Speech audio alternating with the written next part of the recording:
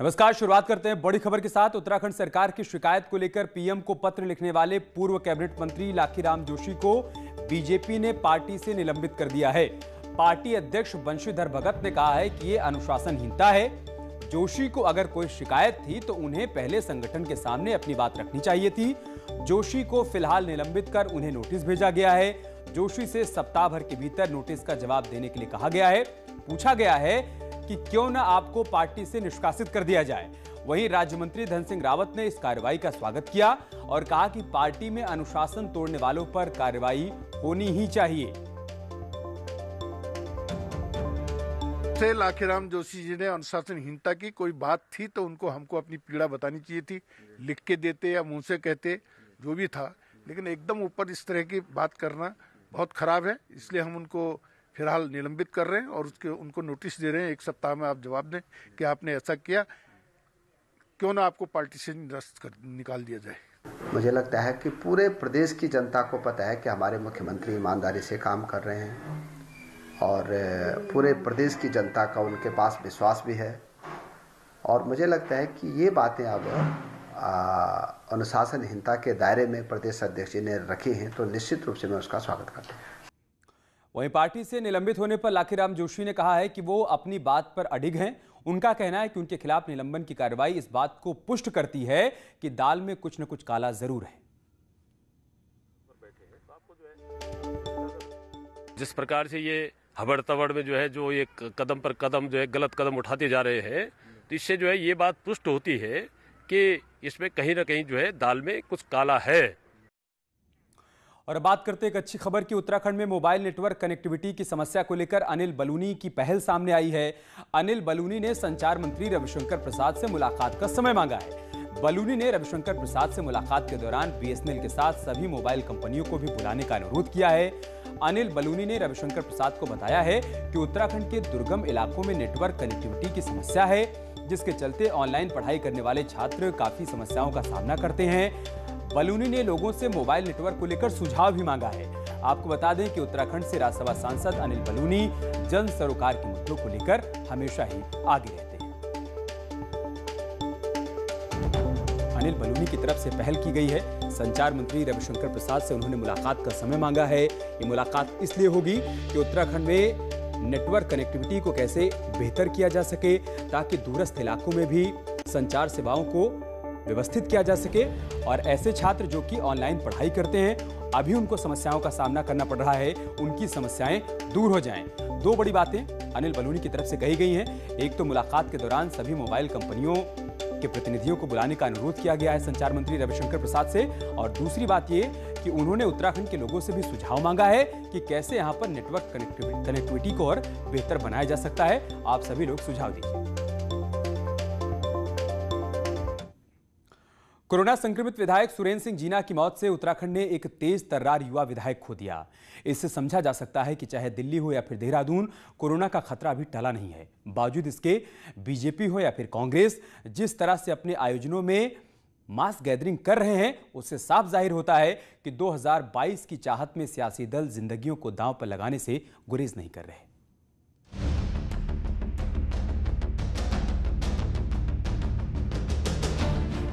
उत्तराखंड में corona positive का आंकड़ा 66,000 के पार पहुंच गया है।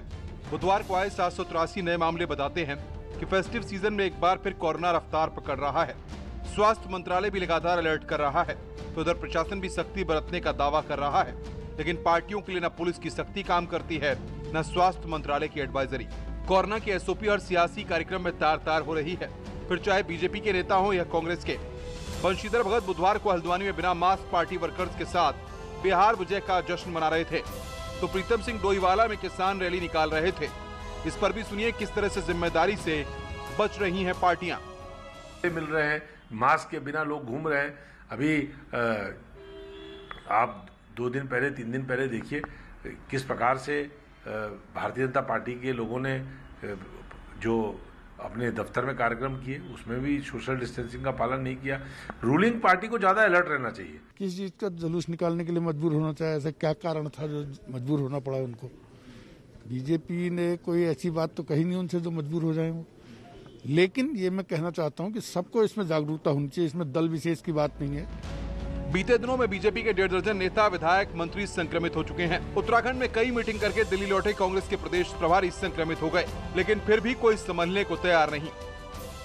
इस पृष्ठभूमि में उत्तराखंड में निरंतर ये देखा जा रहा है, विशेष तौर पर ये जो पॉलिटिकल पार्टीज हैं और इनके लीडर्स हैं, जो भी कोरोना की गाइडलाइंस हैं कि मास्क पहनना है, डिस्टेंसिंग का पालन कर रहा है, इन सभी मानकों की धज्जियां जो हैं एक किस्म से रोज वो उड़ाई जा रही हैं।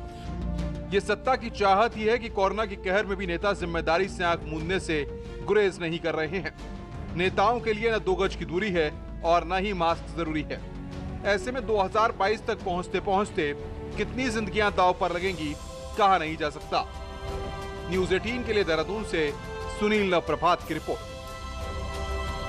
और एक बड़ी खबर देहरादून से है। दीपावली के बाद का बीजेपी का प्लान तैयार हो चुका है। प्रदेश भ्रमण पर निकलेंगे बंशीधर भगत। बड़ी खबर हम आपको बता रहे हैं, प्रदेश की सभी 70 विधानसभाओं का दौरा करेंगे बंशीधर भगत। 2022 के लिए कार्यकर्ताओं को एक्टिवेट करने वाले हैं प्रदेश अध्यक्ष। पूरा प्लान तैयार कर लिया गया है कि कैसे ठीक दीपावली के बाद सभी 70 विधानसभा क्षेत्रों का दौरा करने वाले हैं प्रदेश अध्यक्ष, और इस दौरान कार्यकर्ताओं से मुलाकात कर उनको एक्टिवेट करेंगे ताकि 2022 की तैयारियों को मुकम्मल किया जा सके। वर्ग लगभग पूरे हो चुके हैं। इक्का दुक्का कोई 3-4 मंडल रह गए हैं, किसी कारण से छूट गए थे, वो 22-23 के बाद होंगे। आगे पार्टी का एक जो बड़ा प्रोग्राम है, मेरा प्रवास होगा 70 की 70 विधानसभाओं में। इसको हम लगभग मोटा अंदाज है दिसंबर से प्रारंभ करेंगे, लेकिन अभी हमारी कमेटी बैठेगी, वो रूपरेखा बनाएंगे, कब से बनाना है वो करेंगे। बाकी सब जगह। और एक बड़ी खबर पिथौरागढ़ से, जहां पर आर्मी चीफ MM नरवणे का दौरा जो हो रहा है उसके बारे में अपडेट आया है। चीन और नेपाल बॉर्डर का वो दौरा कर रहे हैं। उच्च हिमालयी इलाकों में सुरक्षा व्यवस्था का वो जायजा भी ले रहे हैं। 2 दिनों से बॉर्डर इलाकों के दौरे पर हैं सेना प्रमुख, और आज ही दौरा पूरा कर वो वापस दिल्ली लौट जाएंगे, लेकिन उससे पहले वो बॉर्डर इलाकों का बारीकी से जायजा ले रहे हैं। तो बड़ी खबर मैं आपको बता रहे हैं पिथौरागढ़ से, जहां पर आर्मी चीफ MM नरवणे 2 दिवसीय दौरे पर हैं। बॉर्डर इलाकों पर सुरक्षा व्यवस्था को जायजा ले रहे हैं। इस दौरान अधिकारियों के साथ मुलाकात भी कर रहे हैं। कल ही उन्होंने अधिकारियों के साथ बैठक की थी और उसमें फीडबैक लिया था कि बॉर्डर पर चौकसी बढ़ाने के लिए और क्या कुछ कदम उठाए जा सकते हैं। राज्य में वापस लौटे प्रवासियों की बड़ी संख्या होटल और रेस्टोरेंट में काम करने वाले युवाओं की है। गैरसैंण में कई ऐसे युवा हैं जो रेस्टोरेंट में काम करते थे। इनकी मांग है कि गैरसैंण का विकास ऐसा हो कि टूरिज्म भी बढ़े और रोजगार भी बढ़े।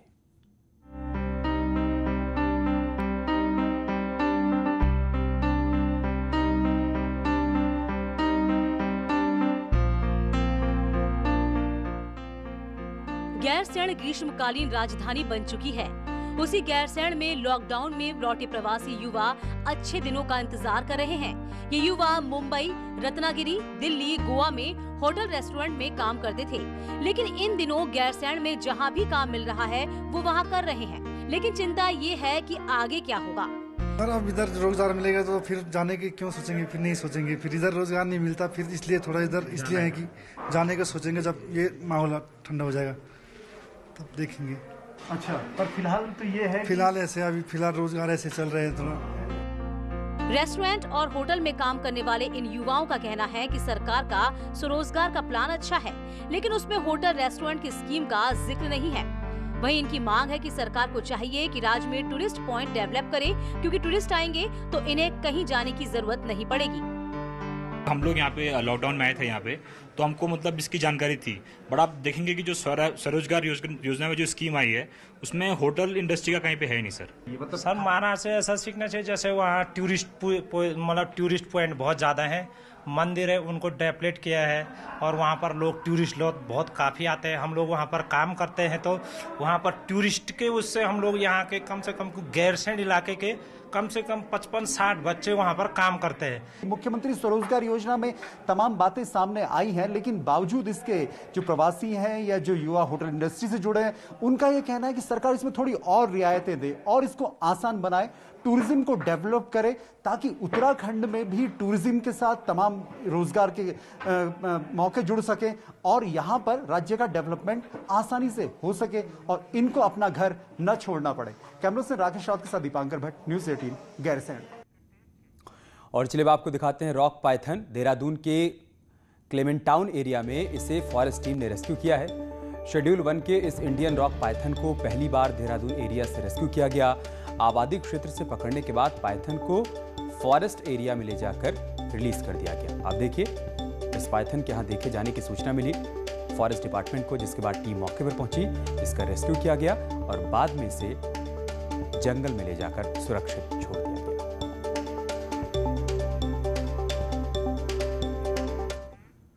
और एक बड़ी खबर पौड़ी से है, जहां पर एनजीटी के आदेशों की धज्जियां उड़ाई जा रही हैं। कूड़े के ढेर में आग लगा दी गई है। कई दिनों से कूड़े का यह ढेर यहां पर जल रहा है।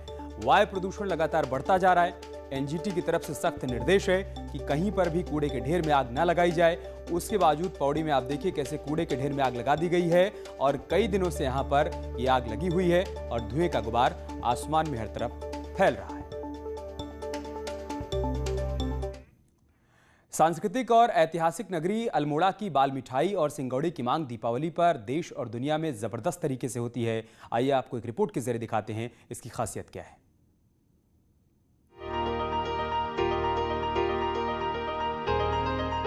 अल्मोड़ा आने वाले पर्यटक यहाँ की बाल मिठाई, सिंगौड़ी, चॉकलेट और खेचुआ लेकर जाते हैं। 1865 में लाला बाजार के शाह परिवार ने इस मिठाई का आविष्कार किया। महात्मा गांधी ने भी 1929 में अल्मोड़ा आजादी आंदोलन में मिठाई का स्वाद लिया था। इसके अलावा पूर्व पीएम राजीव गांधी ने भी हरीश लाल शाह को दिल्ली 3 मूर्ति भवन में बुलाकर मिठाई का स्वाद चखा था। हमारी स्थिति वही है जो पुरानी थी। जो पुराने लोग हैं वो हमारे पास आते हैं। सन 1865 में हमारे बुजुर्गों ने ये मिठाई बनाई थी, तैयार की थी। आज हम 5वीं पुश्त में हैं। अल्मोड़ा आने वाले पर्यटक ही नहीं बल्कि यहाँ के निवासी भी अपने रिश्तेदारों को त्योहारों में मिठाई ही भेजते हैं। ये मिठाई कई दिनों तक खराब भी नहीं होती है। मिठाई की मांग को देखते हुए अल्मोड़ा में दर्जनों दुकानें खुल गई हैं। अल्मोड़ा की जो प्रसिद्ध मिठाइयाँ हैं उनमें बाल, सिंगौड़ी और चॉकलेट जो सबसे ज़्यादा तादाद में बाहर को ले जाई जाती हैं यहाँ से, और यही सबसे ज़्यादा फेमस भी हैं। बाल मिठाई, सिंगौड़ी, चॉकलेट और खेचुआ का जिक्र आते ही लोगों को अल्मोड़ा की याद आ जाती है, जहाँ से बाल मिठाई, सिंगौड़ी का आविष्कार हुआ। आज भी कुछ पुरानी दुकानों में 5वीं पीढ़ी मिठाई की बिक्री कर रही है, वो भी पुराने लकड़ी के मकानों में ही।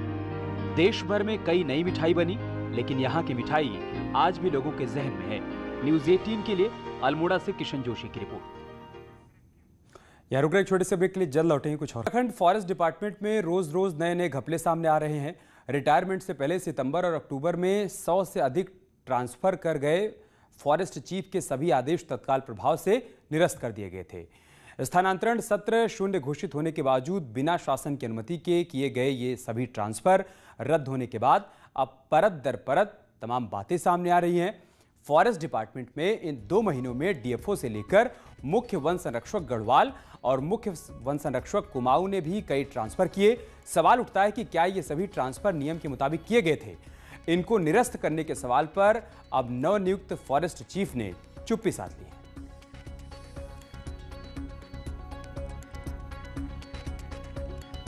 अभी हमारे जो स्तर से कार्यालय स्तर से हुए थे वो निरस्त तो कर दिए हैं ना, और जो संज्ञान में जाता है उसको देखना पड़ेगा क्या है, स्थिति देख के ही कह पाएंगे ना कुछ। खटीमा ईस्टर में इको फ्रेंडली दीपावली पर्व मनाया गया। इस दौरान दीपावली पर्व में महिलाओं और बच्चों के हाथ से बने अलग अलग डिजाइन वाले दीपक बनाए गए और बच्चों ने दीपावली संदेश देने वाले शानदार ग्रीटिंग कार्ड भी बनाए। इको फ्रेंडली दीपावली मनाने के मकसद से बनाए गए दियों और कार्ड को लोगों में बांटा गया और लोगों ने इसको खूब पसंद भी किया। वहीं प्रदर्शनी आयोजित करने वाले आयोजक का यह कहना है कि इको फ्रेंडली दीपावली अपनी परंपरा से जोड़ने के साथ साथ पर्यावरण को भी नुकसान नहीं पहुंचाती है। हमारा यही प्रयास है कि हम बच्चों को जागरूक करें और एक इको फ्रेंडली दिवाली मनाई जाए पूरे देश में, जिससे हम अपने पर्यावरण को भी बचा सकते हैं। तो पर्यावरण संरक्षण की दिशा में ये बड़ा कदम उठाया गया है और लोगों को इसके प्रति जागरूक भी किया गया कि कैसे हम इको फ्रेंडली दीपावली मना सकते हैं ताकि प्रदूषण कम करने में हम सभी लोग अपनी भूमिका अदा कर सकें। कोरोना काल का असर अभी सीमांत से लगे टनकपुर बनबसा के बाजारों पर भी दिखने लगा है। 8 महीने से इंडो नेपाल बॉर्डर सील होने से नेपाल पर निर्भर सीमांत के इन बाजारों की रौनक पहले से ही गायब है। वहीं दीपावली पर्व में भी दुकानों में खरीदार नहीं आने से दुकानदार मायूस हैं। कोरोना काल से हुई आर्थिक मंदी और नेपाल सीमा नहीं खुलने से व्यापार में दोहरी मार होने के चलते बाजार में ग्राहक नहीं पहुंच पा रहे हैं।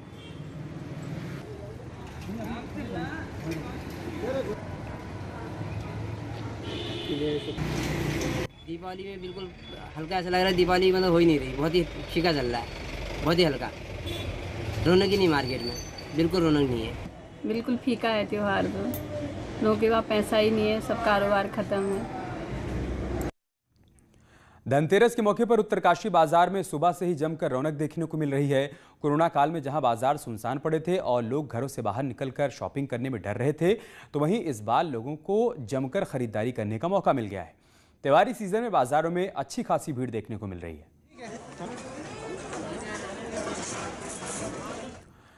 उधर कोटद्वार में धनतेरस पर कोरोना का असर देखने को मिल रहा है। बाजारों में भीड़ ना के बराबर देखने को मिल रही है, लेकिन त्योहारों में भी व्यापार पूरी तरीके से ठंडा पड़ा हुआ है। व्यापारियों का कहना है कि कोरोना के कारण लोग काफ़ी आर्थिक तंगी से गुजर रहे हैं, जिसका असर अब उनके व्यापार पर भी पड़ रहा है और लोग कम खरीदारी कर रहे हैं। पटाखा व्यापारियों से लेकर दूसरे व्यापार से जुड़े लोग भी व्यापार कम होने से परेशान हैं। आज धनतेरस का महापर्व है। सुबह से ही बाजारों में लोग जमकर खरीदारी कर रहे हैं। कोरोना संक्रमण के चलते पिछले कई महीनों से बाजार सुनसान पड़े थे, लेकिन आज भीड़ भाड़ देखने को मिल रही है, जिससे व्यापारी भी खुश हैं। धनतेरस में तांबे के बर्तनों की सबसे अधिक खरीदारी हुई।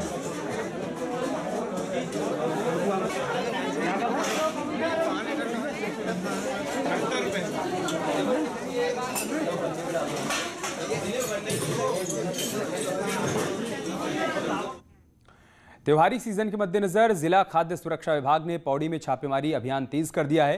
विभाग की टीम ने दुकानों में छापेमारी कर जांच सैंपल लिए हैं। छापेमारी अभियान में मिठाइयों की दुकानों समेत होटल के किचन में साफ सफाई पर विशेष ध्यान दिया जा रहा है। बेस्ट बिफोर वगैरह चेक करा जा रहा है। जो मिठाइयों की दुकानों की जो क्वालिटी है, उनका किचन जो है, स्पेशली किचन में कैसा है, क्या उनका रख रखाव है, इस बारे में चेकिंग चल रही है और उनको नोटिस दिए जा रहे हैं।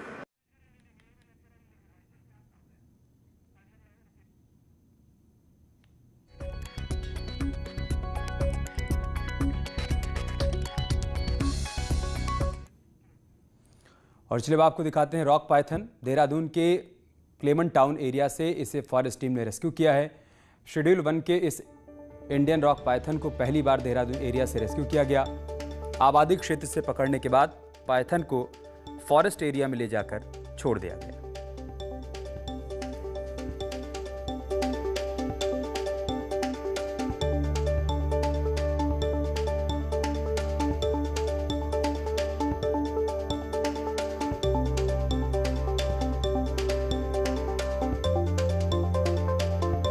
तस्वीरें हम आपको देहरादून की दिखा रहे हैं, जहां पर इस पाइथन को लोगों ने देखा। उसके बाद वन विभाग को इस बात की सूचना दी।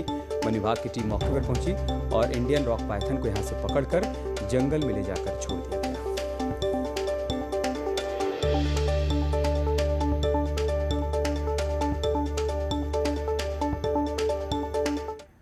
अल्मोड़ा को इस साल का भारत सरकार द्वारा नेशनल वाटर अवार्ड 2019 मिला है। कोसी नदी के पुनर्जीवन के अभियान के चलते अवार्ड दिया गया है।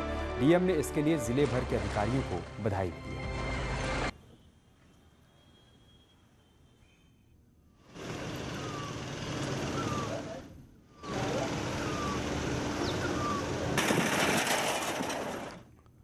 दीपावली के चलते बाजारों में रौनक जरूर दिख रही है, लेकिन खरीदारी कम हो रही है। इस बार पहाड़ में 2 दिन धनतेरस होने के बाद भी कारोबार रफ्तार नहीं पकड़ पा रहा है। हालांकि पिछले सालों के मुकाबले व्यापारियों ने 50% ही सामान मंगवाया, लेकिन कारोबार 10% ही होने से दुकानदार निराश हैं। तो सोने चांदी में भी उछाल से कारोबार प्रभावित हुआ है।